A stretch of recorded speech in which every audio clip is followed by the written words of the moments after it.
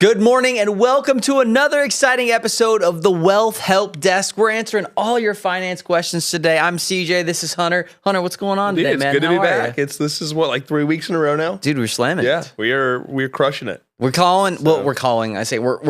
running the show from Charlotte, North Carolina.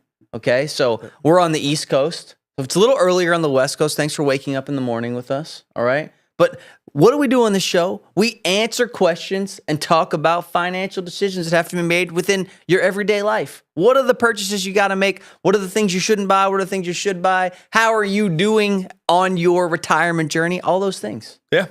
So it's great to see you. It's good to see you, man. Thanks for having me this morning. Yeah, we're also Canes fans.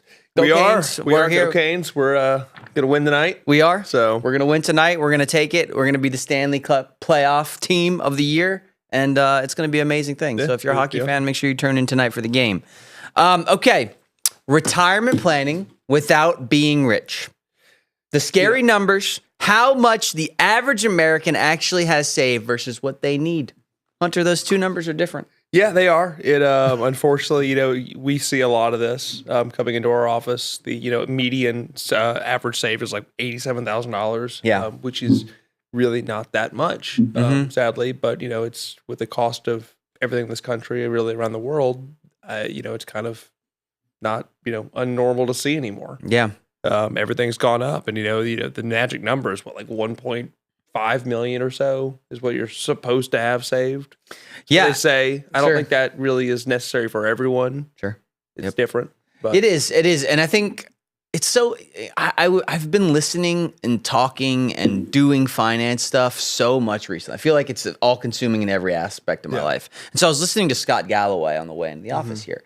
And he was kind of breaking down, and I don't know if you know, have you heard of him before? I don't follow him actually. He's kind of a stoic guy. But he talks a lot about how his kids changed his view on the world. And basically he was one of these people, and you might be this in some ways, but the 20s and 30s and 40s for Scott was about his career. Yeah. It was about, hey, as a man, I want to make sure that I set my family up for success financially. And what was the cost of that?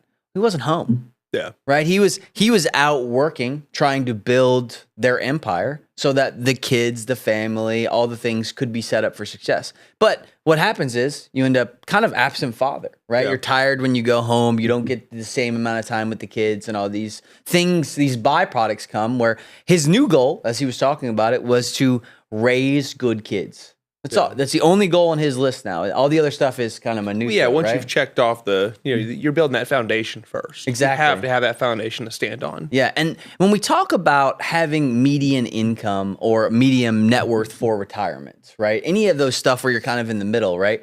Well, that is a short-term goal in some ways. Because once you meet your goal and you get to a spot where, hey, maybe your number is $1.5 million, right? Once you get to that spot, well, you've done it. So what's the next goal, right? And so I think when you think about retirement, you're not thinking about just the number. You're thinking about the lifestyle you want to live. I could be a beach bum.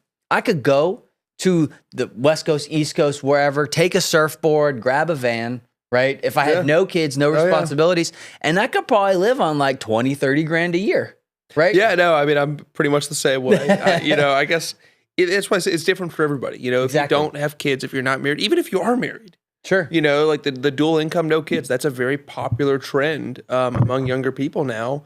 And I think a lot of that just stems from the fact that people believe that it's just unaffordable right now to have kids or buy a home and all these things. So they'd rather just do the whole dual income, no kids. And there's a lot of people, not saying that's what you should do, because I think you should have kids, get married, have kids. Sure. But a lot of people aren't doing that, and they're actually having a relatively good lifestyle doing that. Yeah. And so it just depends on your lifestyle. That's right. What do you want? And what these numbers, because like $80,000 saved for retirement obviously is not a huge number. Yeah. Like I could definitely look at you and be like, hey, you're probably not going to Italy every year. You're probably not doing lavish things. You're not owning the fanciest car. But if you have that in Social Security, you're probably living a very, very modest lifestyle. Yeah. You're making a lot of decisions every day. It's not to say it can't be done. We have clients who have that or less. Yep. Here's the thing. I can think of one specifically. I'm not going to mention her name, but she has less than $200,000. She's in her probably late 70s now. She has traveled all over the country. She did it during COVID on a motorcycle. It was really amazing to see. Now, she would stay at KOH campgrounds, and then she'd go stay at little hotels and stuff every 5 days to get a shower. But, she did this trip on a budget. She's living the life of most people's, a lot of people's dreams. You know, it's just living large. She's doing exactly what she wants. Now, that may not be my dream. My dream might be to go to Europe every year. But at the end of the day, she's doing what she wants to do. So I think that's the retirement of most people's dreams, is being able to do what they want to do. And aside from some major healthcare concern, like assisted living or something like that, she's going to be fine. Yeah. So it can be done. But that lifestyle is completely different than that of, say, you, who's going to have 2 or 3 kids, maybe 4. And you're going to want to leave them money. You're going to want to help pay for college and, maybe leave the grandkids something. So $87,000 doesn't really work for you. Yeah. Yeah. And ultimately, like, I have bigger goals and aspirations than, $87,000 a year, right? Or 87,000 net worth, And I think that matters, right? Especially because like these things don't happen by accident, right? That net worth number, in some ways, to me, when I look at it, what I see I matched my IRA. I worked at Microsoft. I worked wherever. Maybe I made good money, $150,000 a year. It could be something higher than that, but it might be lower. Maybe I made $60,000, $70,000, $80,000 a year, and I had a 4% match in my 401k.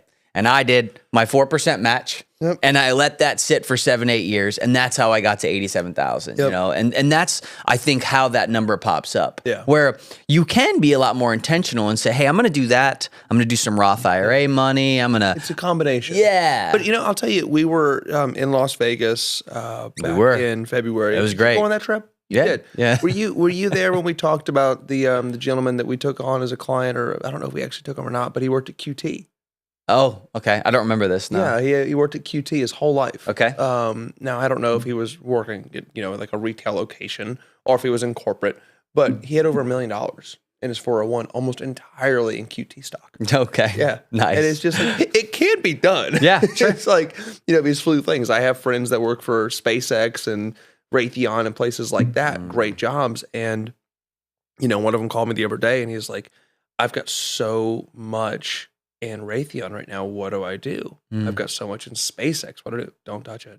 those are some of those oddball companies, and it's like, when you have that non-vested stock, it's crazy. Yeah, and the vested stock, it's just and insane. obviously, I mean, I love the idea of a target date fund. And if you don't know what a target date fund is, say, hey, I'm going to retire at 65. And maybe, obviously, I'm younger. I'm 36 today. So that would be 29 years. What a target date fund does is it starts out risky.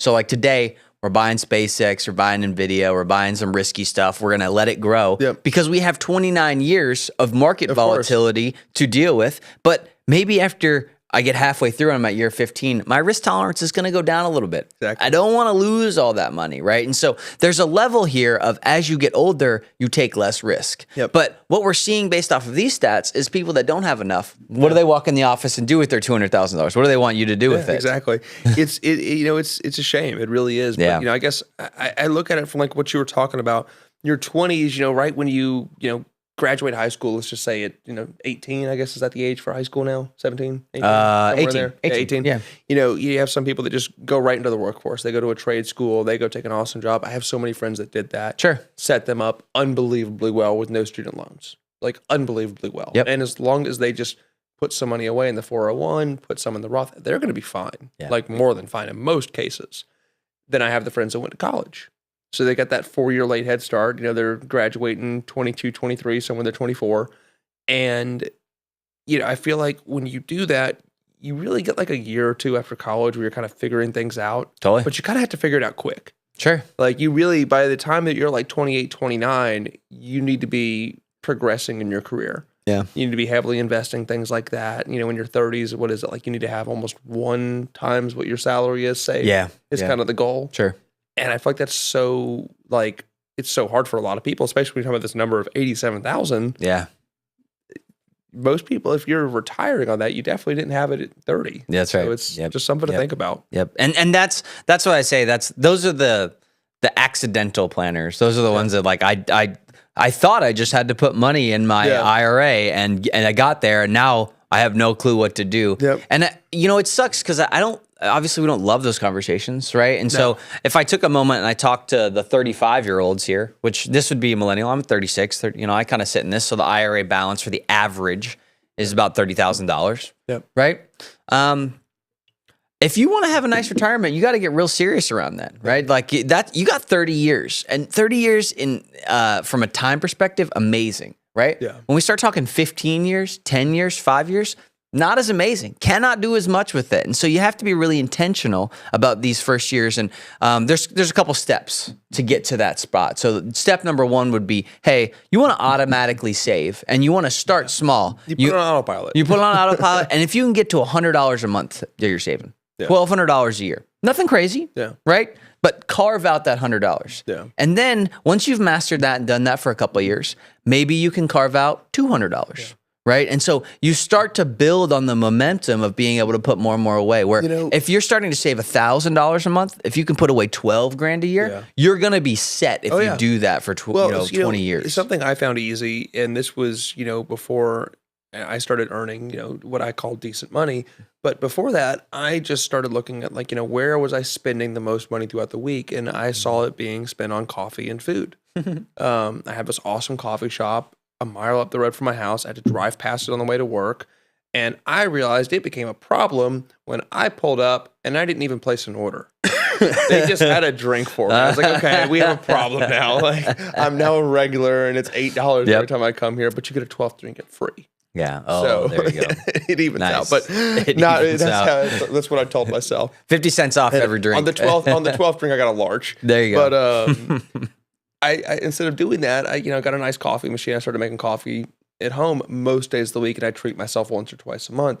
But I took that $8 that I was spending, that $8 somewhere in there, and I put it on autopilot. Yeah. And every single day, it came out of my account and went into a stock that I chose. Sure. And that doesn't have to just be an individual. It could be a index or whatever, but that was $5 a day. Yeah. That adds up. Yeah. Like that adds up a lot. Mm-hmm. And even when you're, it's so possible. It is. I refuse to believe that you can't find $5. Yeah, and if maybe you're watching this and you're a little bit later in life, maybe you're on the 50 years old or so, and I'm talking to you, you're the 15-year time horizon. There's catch-up plans, right? Yep. They allow you to put more money in these things as you get a little bit older if you are behind. So it's not like you've lost all hope of retirement, but you do have to buckle down, and you have to make sure you're matching and maxing all of those pieces you can, whether it's the IRA, the Roth, because those contributions, they go up a little bit once you turn 50. Yep. And I think that matters and has been a lot impactful for a lot of folks we've seen because that 15 years can make a huge difference for those folks. Yeah.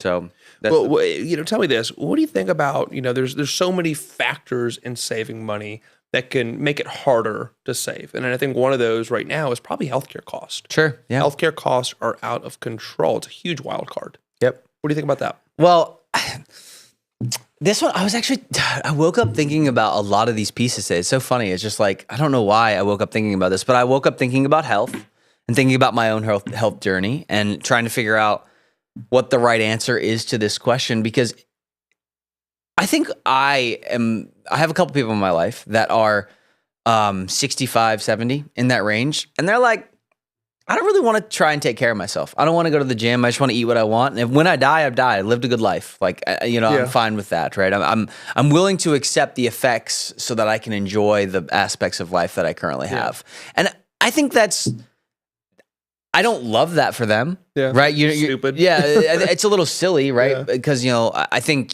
when you eat good, when you exercise, when you take care of your body, when you do the right things, you feel good, and that gives you more energy to do things that you like and enjoy. Yep. And I think that the opposite of that is when you're kind of slowing down, you're drinking all the sodas, you're eating a lot of sugar, you're eating big meals every meal, no fast, none of that stuff.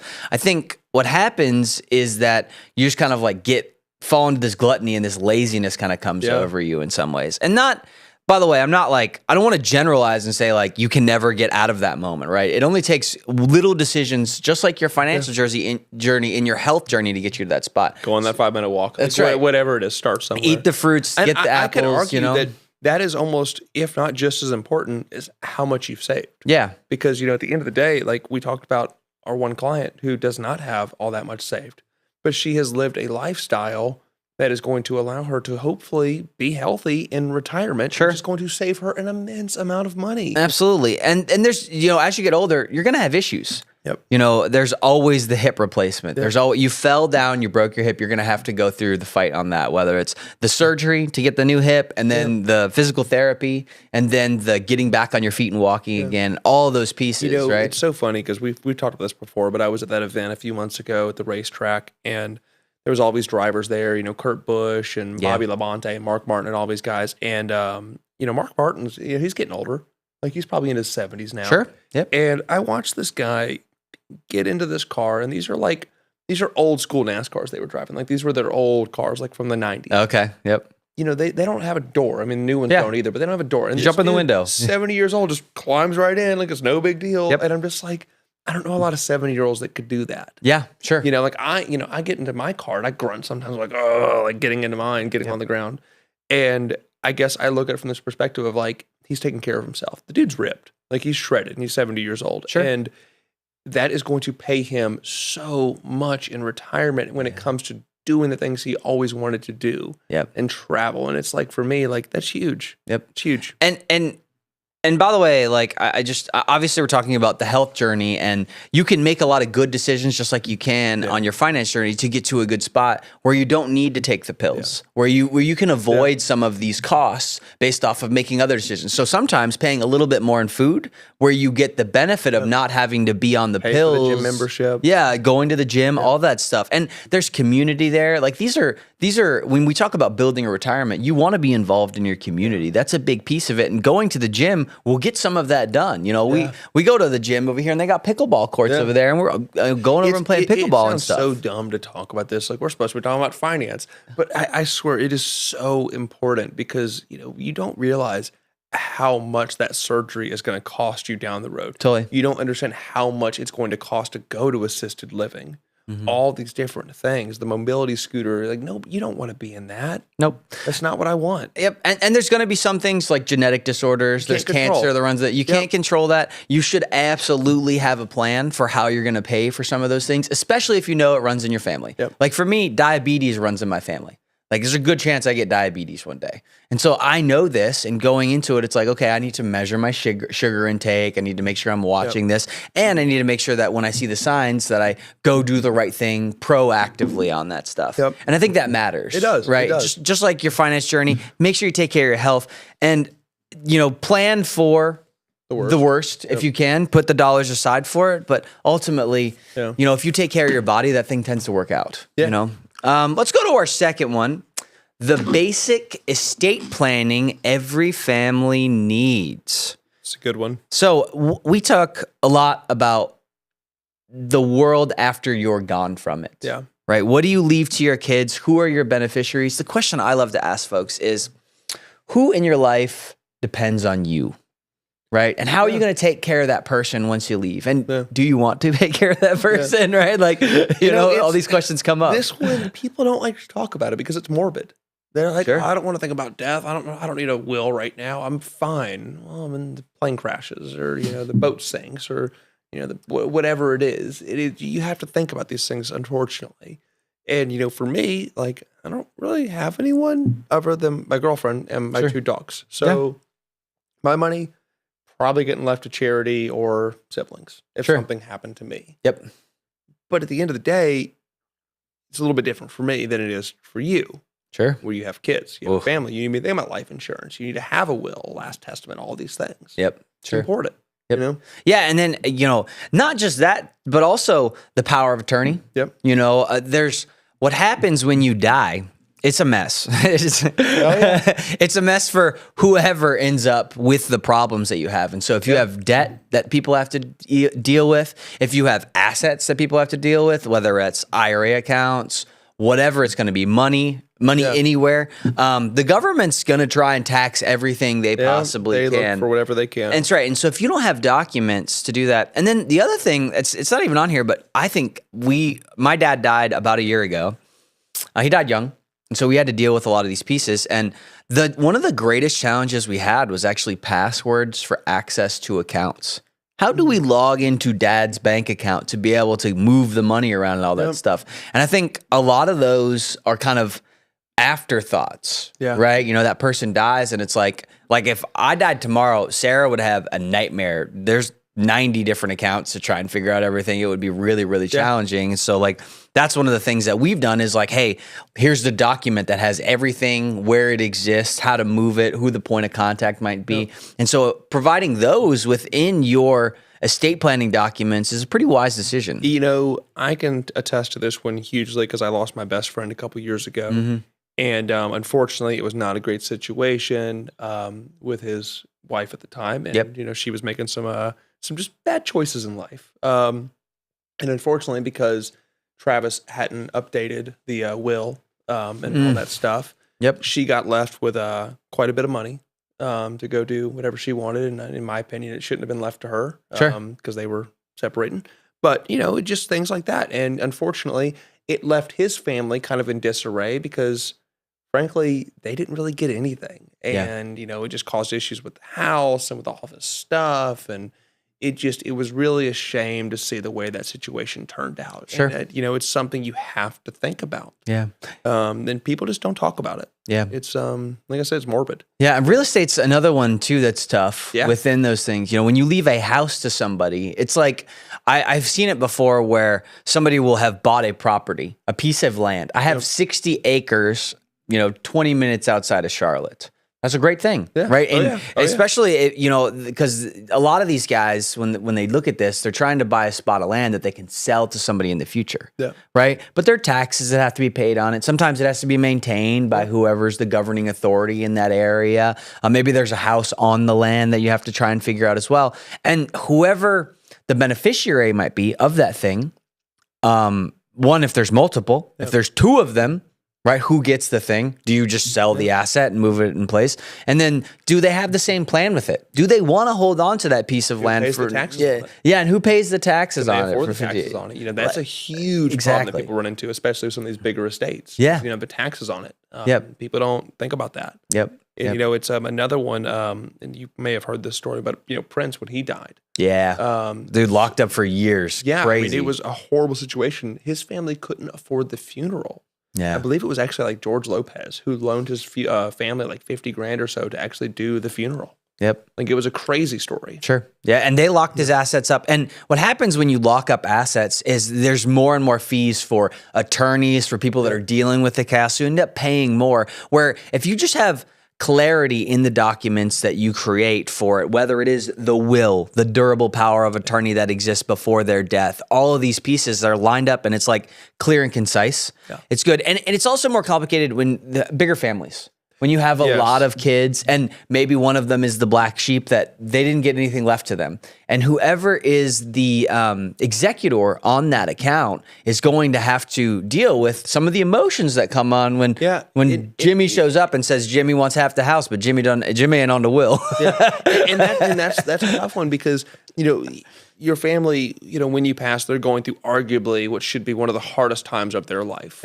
It's tough. And, you know, we're getting ready to go through this with my grandfather. It's really not a great situation. Now, he's lived a very long life, and we're happy he's still mentally 100% there, which is great. But his body's just saying, it's my time. I'm done. I'm done fighting. I'm done. And we all accept that, and we know it. I know my grandpa. He has his stuff laid out. I know he does. There's so many who don't. So you take this situation that everyone's already grieving over, or already upset about it, and then you go throw in this bomb of, by the way, nothing has been planned for. And in some cases, which this should never be the case, but unfortunately it tends to be with a lot of families, fights ensue. I want this. No, I want this, but I should get this. And we see it all the time. And a lot of times these documents end up ambiguous. There's just a little bit of gray area, and they're going to hold on to those gray areas to try and battle for whatever they want. So you're telling me my will shouldn't be written down on the McDonald's napkin? Should not. From 10 years ago. It should be notarized. It should be signed by everyone, documented, and it should be clear and concise. And updated. And so the best way I say that people should do this, you should hand it to a stranger, maybe not a stranger, a friend, somebody that knows the situation and at least a little bit, but they read the document and they're like, oh, this is exactly where this piece is going. This is what this is meant to be. And if there's any of those things where it's just a little bit unclear, make sure it's clear so that you can do that. And two, like make sure it's updated. Like the situations change. I like to think about, our situation. I would expect, when my family one day leaves us, that they would leave probably more money to other siblings of my family other than, my brother and myself. Sure. Yeah. The only reason I say that is because, one of us is a teacher. They don't make as much. Yeah. And there's nothing wrong with that. That's Yeah. what she wanted to do. So my family might say, hey, we're going to leave more on this side because you guys are already, you're doing what you should be doing in your career and you're, ahead of where you should be. Sure. So we're going to leave more here. Make sure you update for those things. Think about it. It's a big deal. My best friend, Max, he's a doctor.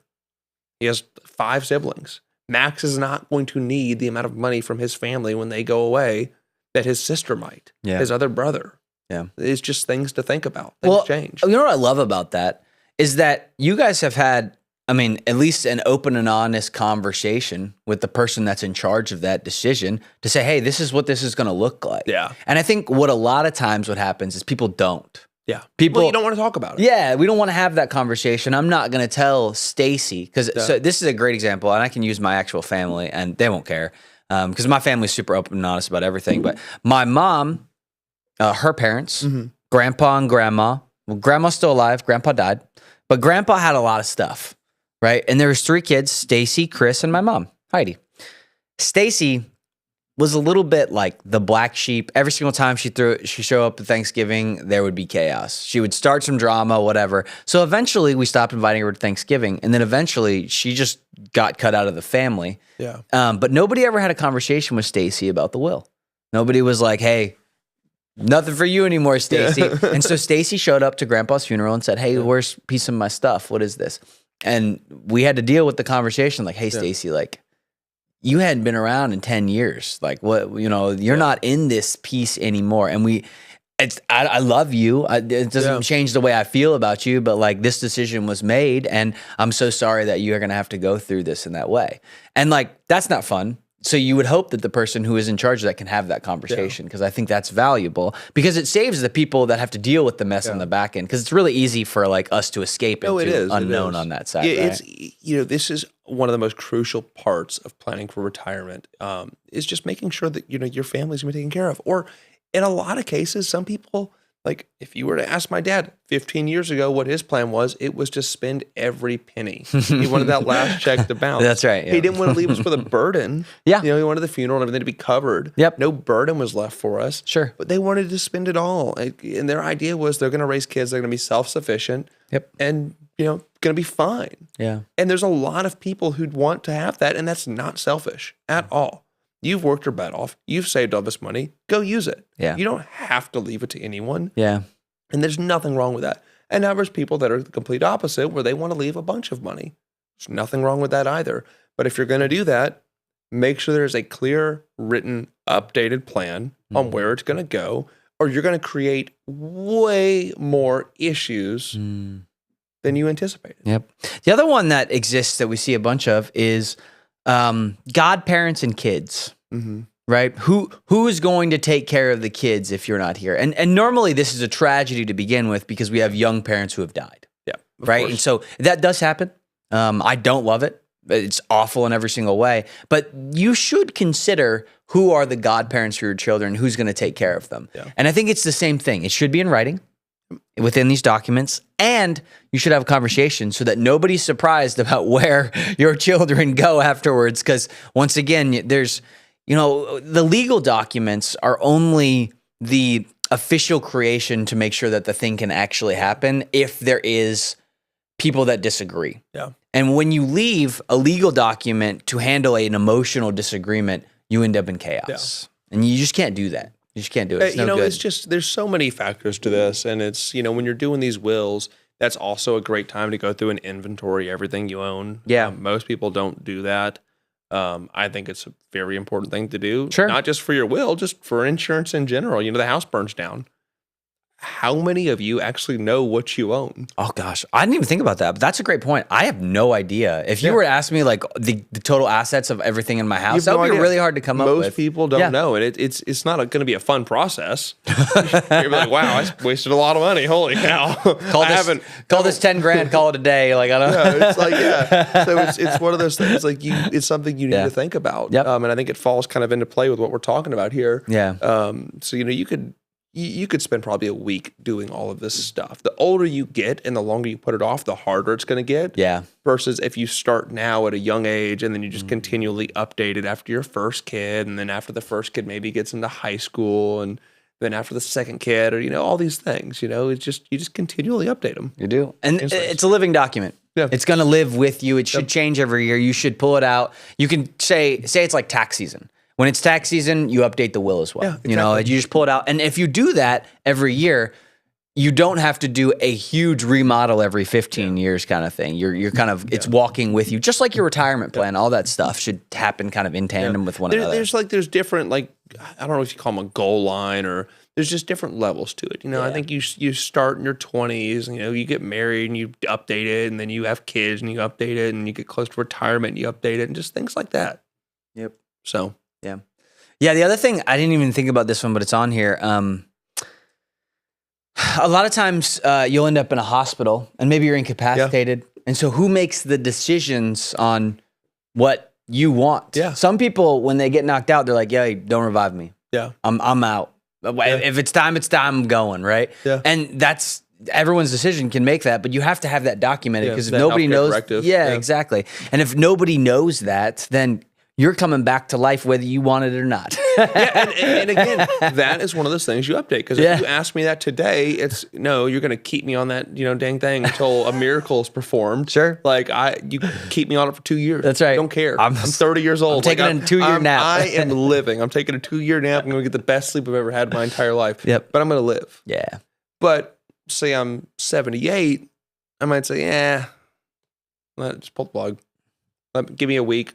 2 hours. That's right. Whatever. I'll see you in heaven. Yeah, but you have to update that, because the last thing you want is for someone else to have to make that decision for you. Exactly. And that's just one of those things. You don't put that pressure on somebody. You don't. Don't. Yeah, it's no good. Because just don't. Yeah. Let's go to our third one of the day.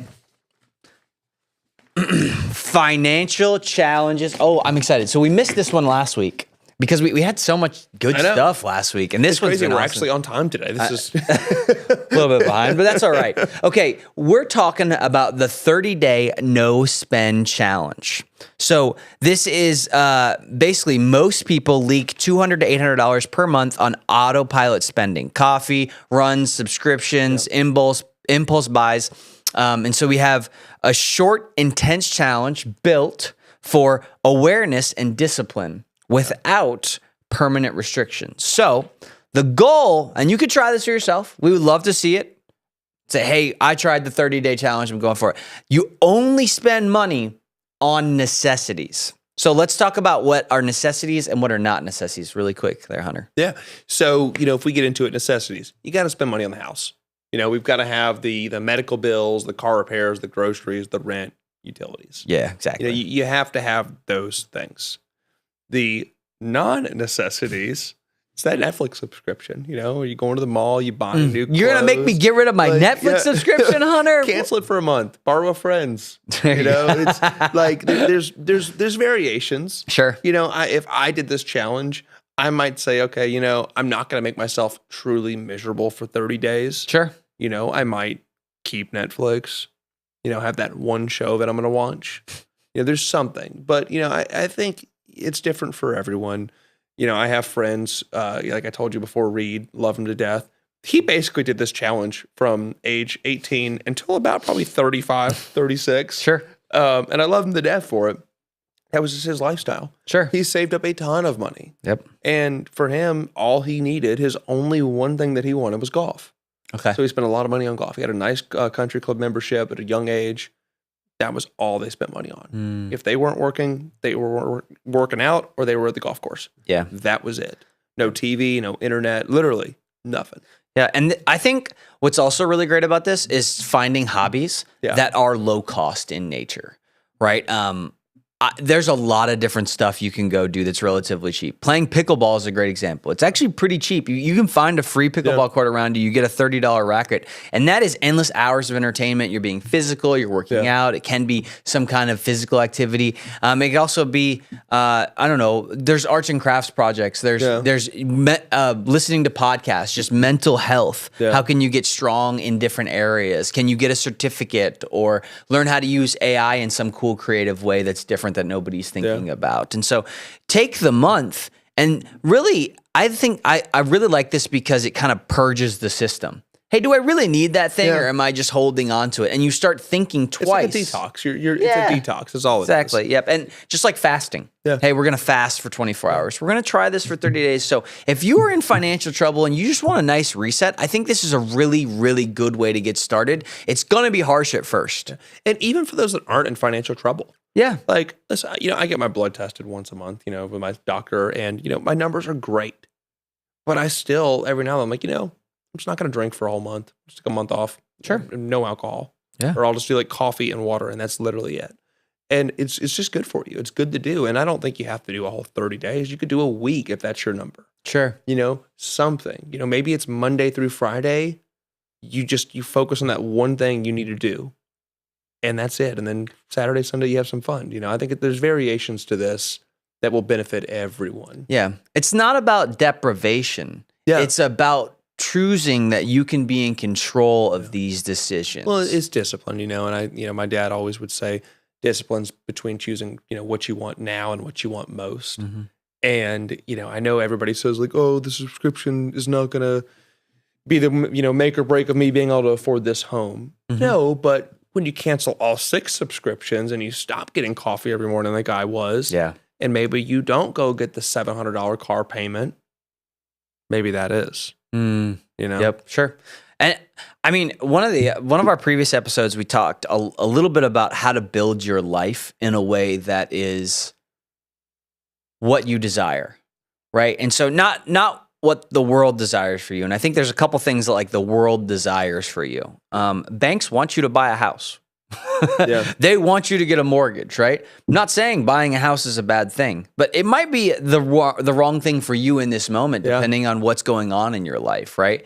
And I think one of the buddies in the office, he's been on the show before as well. Dylan is like, he's a city dude. Yeah, he doesn't want you to own a home. Yeah, he doesn't want to own a home. Yeah. He's fine renting. He doesn't want you to own a car. You don't need to own a car. You don't need the insurance that comes with it. You can ride a bike to work. You can walk. You can do all of these other things. And there's some cost savings that come from that, right? You're going to save some money because you're not going to do the exact same stuff that you would if you did own a home or a car. Yeah. Right? And so I think there's some interesting life decisions that you can make. And obviously this is a 30-day challenge where we're doing something short, but maybe your life is at a point where you want to make some bigger decisions and try and figure out a new way to live your life. There's nothing wrong with that. And that can set you up for great success depending on how you do it.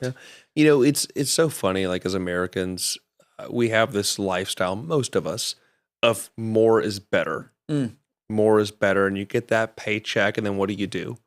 You get a bigger car payment. You go on a bigger vacation.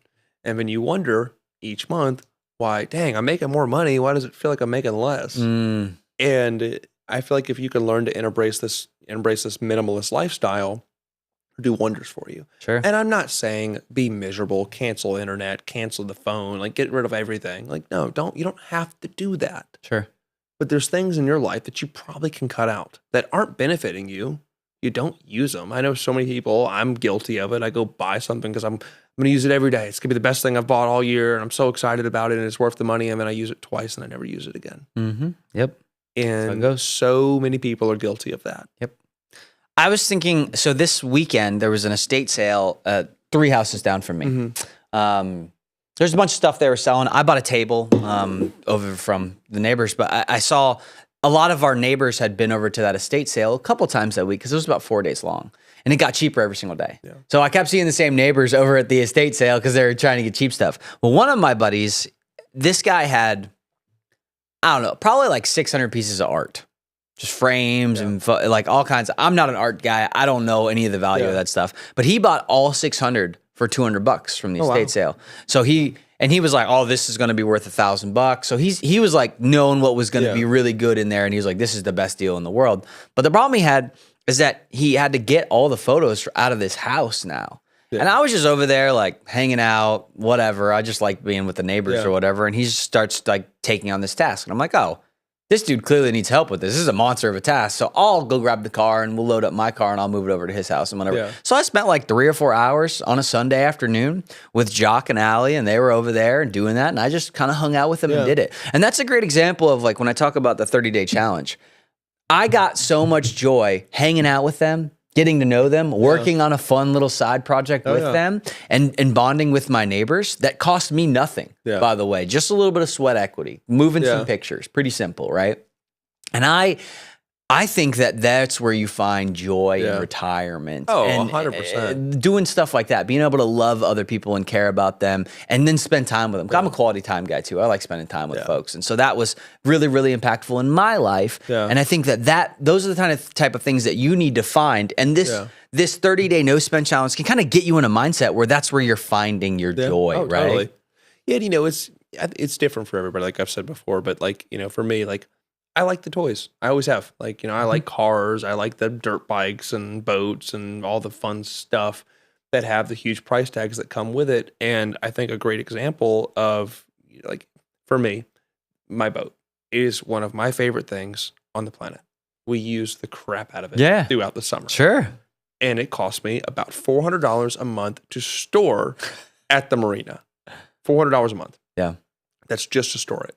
Well, I can use it from the months of, let's just say, end of February, as we'll start going out, typically March. That's cold still. I mean, it is. But some days you get a nice 68, 70-degree day. We won't get in the water. Sometimes we will with a wetsuit. But so you got February, March, April, May, June, July, August, September. So you got about 6 to 8 months out of the year. Typically, about 5 of those you can get in the water. Yeah, sure. That's what I get to use it. So the other 6 months of the year, 5 months of the year, I'm just spending $400 a month just to store this thing. And people don't think about that. Yeah. They look at, like, I can afford the payment, but they don't think about the other stuff, like the insurance, the this, that. It's the same with buying a house. I can afford the payment. Can you afford when the property tax goes up? And people don't talk about these things. Yep. It's super important. Yep. Yeah. And obviously, you know, that's something that, like, it's kind of, I get great joy out of that too as well. I grew up on the lake. Yeah. That's what Dad and I did. He bought a I don't know, a $10,000 boat, and we went out and we were just on the lake every single we were skiing. It's some of the we best were fishing times ever. And in some ways, like, you might say that is expensive in certain ways, but like once you get the boat in the water and you're just kind of hanging out on the lake, like it's actually not that pricey once you get to that spot. It's just how you spend your time once you get there, right? I think you have to pick something that you truly want and enjoy. And I don't think there's anything inherently wrong with that. Sure. You know, like for me, the boat is something that I enjoy. And everybody's like, oh, it's the best days of owning a boat's when you buy it and the day you sell it. And I don't believe that at all. Like, yes, it's expensive, but I knew that going in and I practiced for it and I anticipated the cost. But, you know, for me, it's 100% worth it. But I also don't think you have to have a crazy expensive boat to enjoy it. Yep. I think the other thing, and we hadn't talked about this really on this 30-day challenge, is there is a level of if you're trying to pay something off, right? And so maybe your reason for taking a 30-day challenge is you have a little bit of debt and you're trying to just get that debt down a little bit further. This can be huge momentum for you to just kind of take a chip out of that. Or maybe you're like me. I'm always, I have goals on my net worth by certain ages. Yeah. So I want it to be at certain spots at certain times, right? Yeah. And so this can be a bump up on that net worth challenge to like, hey, I'm getting a little bit further up. Or the savings bucket. You know, say you have that number you want to get in your savings. Like, if you go find an extra $1,000 this month because you just cut out everything, or $200, that's $200 more of it you didn't have last month. Exactly. So especially if you can do this as a family too. Make this a family event. You should sit down with your significant other. If you're a solo artist, you can do it solo. That's easy, right? But if you have a family, I think this is something you need to discuss because it is going to be a harder month. You're going to make some decisions where, hey, we're not going to go out to eat tonight. We're going to grab something cheaper at the grocery store. And I'd argue with you that if you're with someone, like if you have a family, it's not possible unless you're all doing it together. Totally. It's literally, you cannot do it. You Yeah. have to be on the same page. Like you have to be on the same page. It's going to be a lot of hard conversations instead of one conversation. And you can't just call American Express and shut the credit cards off, by the way. Don't do that. That might get you in trouble. My wife would be a little upset. She'd be like, CJ, what's going on here? I'd be like, hey, Sorry. we're doing this challenge. I didn't tell you about it. I didn't tell you about this challenge we're doing. We are doing the 30-day challenge. Walk home.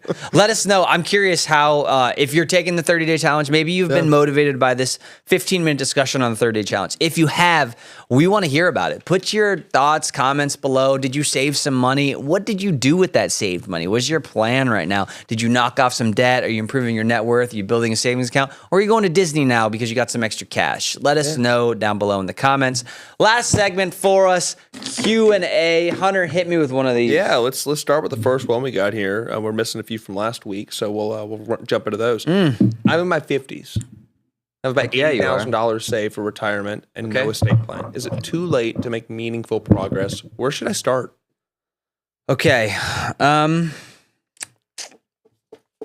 No estate plan is too late to make meaningful progress. It's never too late. And I feel bad because I beat up a little bit on being late to the party on this one. It's not too late. You can make sacrifices today to get you to where you want to be.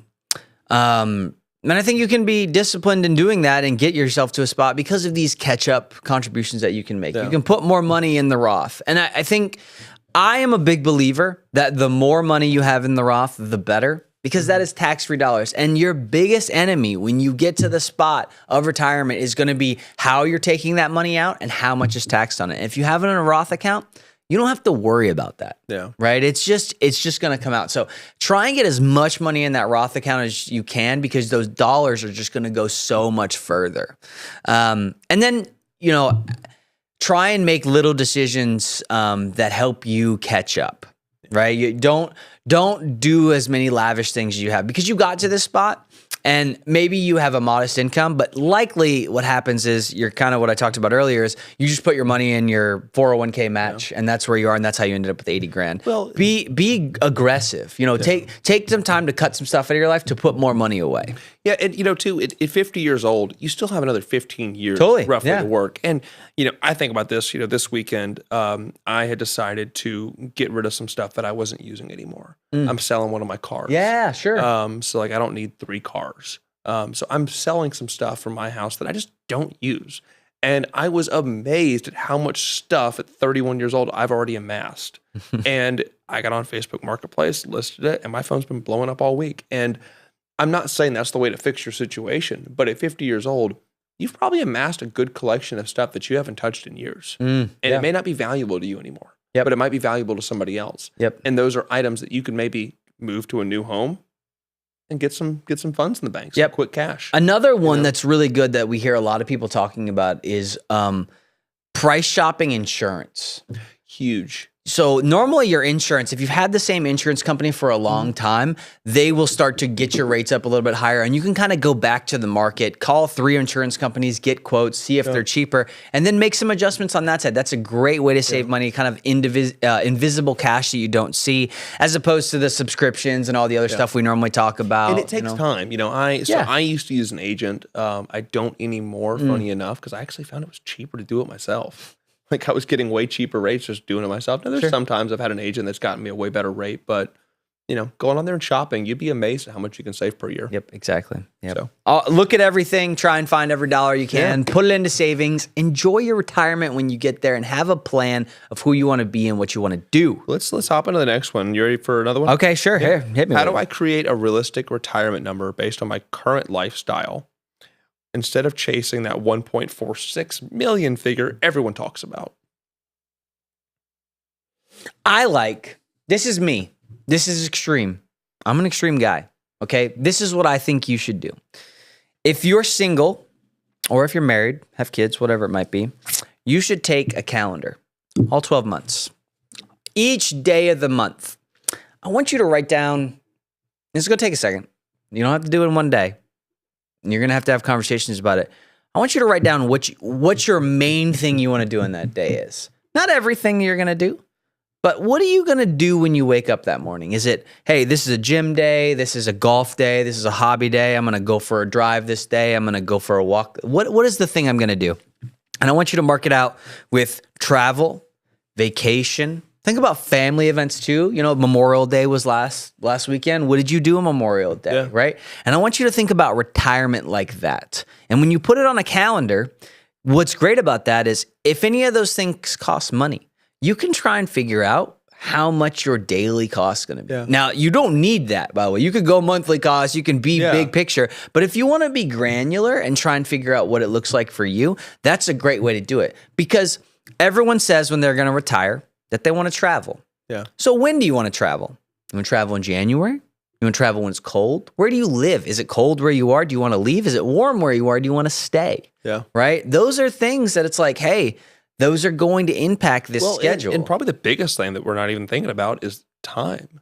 Yeah. You know, I think about it right now, like, what does my lifestyle cost me? Well, I'm only going on the lake Saturday and Sunday. Yeah, exactly. Like, yeah. I'm not working. Like, you know, it's so funny when I drive home for lunch, I drive over the bridge that goes over the lake, and I see all these boats out on like Monday and Tuesday. I'm like, these lucky guys, what do they do for work? I'm like, oh, they probably don't work. They're probably retired. Yeah. And I'm like, I forget that I live on a lake sometimes, and there's a lot of retired people there. Yep. And they get to go out every day.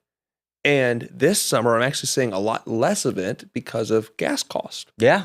Totally. Gas cost on the marina is over $6 a gallon right now. I bet. Yep. So it's very expensive. And these are things you have to think about when it comes to retirement. Yep. Are you going to be going on the lake every weekend?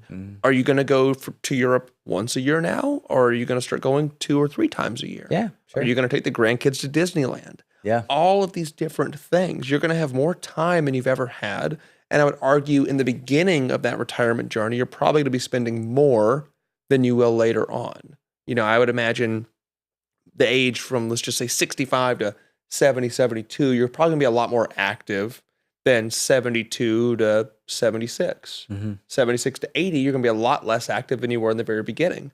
So we might want to factor in a little more spend in the very beginning for these things because you're going to be more active. Yep. And just things to think about. And the reason I kind of chose that line with this question specifically is I don't necessarily agree with the 1.5 million. I don't think you need 1.5 million to retire, depending on what your calendar looks like. Yeah. You know, if you want to, you don't need 1.5 million to even go on the boat every day. Like you just don't need this much money. It depends on where you live too. Yeah, exactly. It depends on where you live. Like, you know, if you live where I live, you actually probably could get away with less than that. Yeah. Totally. But, you know, if you live in, let's just say Los Angeles and you're out in California and your property tax is just a crazy amount every year, even if the house is paid for, that's something you still have to pay. Guess what? The government still wants their money. They do. And, you know, those are things to account for. They may choose to increase it. Yep. And they probably will. Let's be honest. Yep. So there are things to think about. It's not a number, it's a lifestyle, and you can build it the way you want to. And that's what's so great about it, right? It can change. And so I like the exercise of going through because that's going to change when you're 35, when you're 40, when you're 55. But when you get to 65 and you sit down, you're retired today. Yeah. It happened today. This is the calendar. What are we doing? January 1st. Oh, we're going golfing that day. Okay, cool. Here we go. You know, and now I know. And guess what? I'm allowed to change my mind. Like, I thought I was going to golf on Saturdays. I'm going to golf Wednesdays and Thursdays instead. Because that's when my boys go hang out and do it, right? But when you have a plan in place and you change it, that's okay because you're still working with the same kind of, same concept. Demographic numbers, all picture that you painted. But when you don't have a picture and you show up and I look at you, Hunter, and you've never thought about January 1st on the day you retire, what are you going to do? You're going to be like, I don't know. Yeah, I struggle with this one immensely because there's just things that, frankly, I want to do. And I think culture today is, we're very impulse buyers. Sure. A lot of, with social media and everything, it's created a lot of people. They want the entitlement now. They want what they want and they want it. You want to go to Hilton Head right now? They don't want to wait. Yeah, I do. Let's go. Literally, Let's go 7 minutes we were going to Hilton Head. But no, it's created this idea of, we have to just have it now. And we're told that it's bad. I think it is in some ways and it isn't in some ways. Sure. Because I guess I look at this like, as you start to get older and you get into your 30s, tragic things happen. You lose someone way too soon. I had friends that died in high school. I had friends that died in college. And I think about that. I'm like, dang, they never got to do the stuff they wanted to do ever. because we're told we have to wait until this magical age of, retirement to do it. And I'm not saying go blow all your money on that big trip to Europe, but I do think there are ways to do some of this stuff a little bit earlier. Maybe smaller things. You don't have to go all the way to Europe or wherever, but smaller things so you still get to enjoy it, Yeah. And I would argue that you're going to spend more money when you retire than you probably did before retirement because you are going to have that time. Yeah. And there's just things to account for that are super important. Yep. Agreed. Yeah. Okay. Let me ask you this question because I looked down, I saw it. I keep hearing about 2033 Social Security trust fund issues. Should I claim early at 62 or wait until 70 or something in between? So that's a great question. And I think a lot of that actually depends on what is your family's health history. We had a client come in a few years ago. Yeah. And they were asking about when they should claim it. Yeah. It was a really simple answer. Well, tell me, how long does people in your family typically live? Yeah. How long are you planning to live? Oh, well, my grandpa died at 70. My dad died at 68. My mom died. Take it now.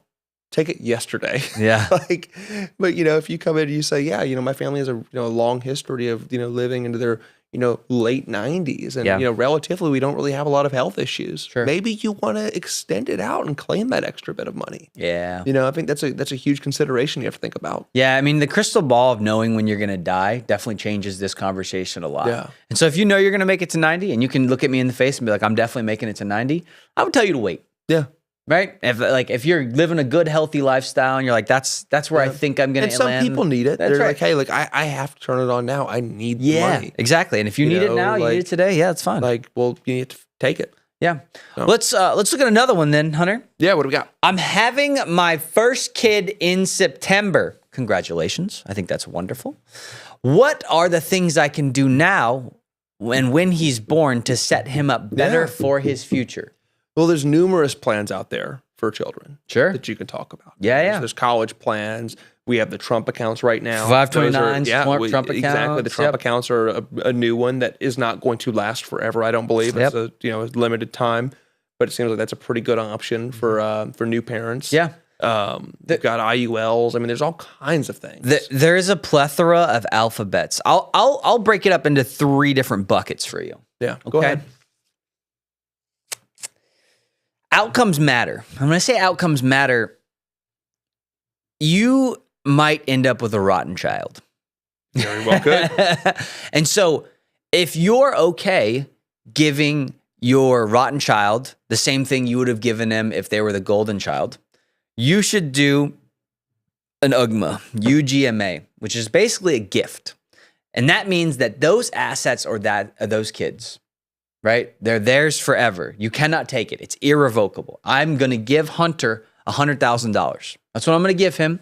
When he turns 18, it's going to be his. I have zero control over it at that point. You can put it in any kind of stock, bond, whatever. You can put it in any kind of EFT. It can be in any account. It can be real estate. It can be anything that you want to put in that. But you are giving, that is legally theirs. You cannot take it. And so you have to do that knowing it. It's also the best tax advantage account if you do it like that. But if you end up with a rotten child and you give them that stuff anyway, you might make them more rotten. So you have to be careful. A lot of folks don't like that because especially 18-year-old kids, you remember when you were 18? Gosh, you were dumb. Oh, yeah. I still am dumb. I still am dumb. That's right. And so maybe that's not the best time to give it. So if that is not the way and you want to give them something, I think a 529 account is great for education and college purposes, right? It's going to come out tax-free for those expenses. And that's not just college, like modern day college. They're opening it up to more different trade schools. You can go get a coding certificate from it, like all kinds of stuff like that. What if my kid doesn't want to go to college? What if they say, hey, I don't want to do college. I don't want to take on the debt. Exactly. And so there's the other piece, right? You can put this in some kind of account that you just hold on to. My mom did this for me. She looked at me when I was 18. I didn't know if I wanted to go to school or not. She said, CJ, you got 2 options. You can try and go pay for school for yourself because you were a rotten kid. I'm not paying for school for you. But I think you are creative and innovative enough to start your own business. If you want to start a lawn care business, I have $50,000. I will go into business with you and I will be the owner of the company and you can be the operator. And as you prove yourself in the business, you make money, do whatever you're going to do on it, you can have ownership of the company, and I will give you this company. It'll be yours in the end. But that's your option. Yeah. Go get a job today, go work at Walmart, whatever. Go find a way to pay for school or start a business with me. And so I like that third one, especially if you have an entrepreneur-like child to be able to do something like that. Well, and those are good skills to instill in a child Exactly. to begin with. You know, I have a lot of friends who went that route that did lawn care, and I mean, they've done great. Yeah, and lawn care was an example. I didn't do that at that time because I didn't trust in myself, and my passions and my ability as an entrepreneur was not there at all. And so I was just scared. I was like, I'll burn 50,000. I mean it from the perspective. I just think it's a great skill to instill in a child because it teaches them a level of humility. It does. Yep. And when so you're serving other people. But those are 3 different paths, by the way, because I hate to tell you this. What's this guy's name? Mark. Yeah. I hate to tell you this, but you don't know what your kid's going to be like. And that's the real challenge in these ones is like, you just don't know who you're going to have. You might have a superstar athlete. You might have a musician. You might have a geeky nerd that plays video games and hangs out. And that's a great thing, by the way. I'm not saying that's bad. There's a different mind for all those pieces. And so I think depending on the child you have is the thing you want to set up. And that's why I don't always recommend the UGMAs is because that's irrevocable. It's one time. It might have a bad impact. You just don't know today. But if you want to save on taxes, it's definitely the best way to go. So choices. You know, hopefully we've helped you here on the Wealth Help Desk. It's been a great day. It has been. We've talked about a lot of different stuff. And I feel like we always dig in. And I'm always excited to go talk about more things once we're done because there's just so many good nuggets in here for people to be able to take, run with, and go do stuff with. So, and that's why we designed the show. It's designed to help you, and so I hope we're doing that. We want to see you grow. We want you to have a successful and fun retirement. So, awesome. Well, thanks for having me today. Yeah, of course. Thanks for being here. Yeah. Thank you for joining. Make sure to like, comment, and subscribe. And we'll be back. We'll see you again soon on the Wealth Help Desk. Enjoyed you being here. Have a great day.